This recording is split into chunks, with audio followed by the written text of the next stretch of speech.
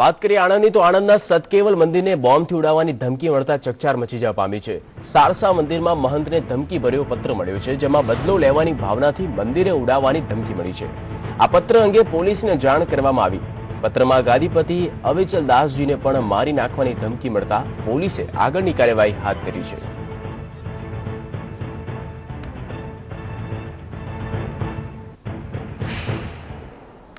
ખબર પડી કે આ ખૂબ જ ગંભીર અને ધમકીભર્યા પત્ર છે, જેની અંદર બે મુખ્ય બાબતો છે, જેની અંદર એવું ઉલ્લેખ કરેલો છે કે આ જૈશે મોહમ્મદ એવું કોઈ ગ્રુપ છે તેના નામથી આ પત્ર મળેલ છે। ચોક્કસ હજુ સુધી નથી મળ્યું કંઈ પણ પ્રકારનું રક્ષણ, પણ અમને આશા છે કે આ અંગે તાત્કાલિક કંઈક યોગ્ય પગલાં લેવાશે।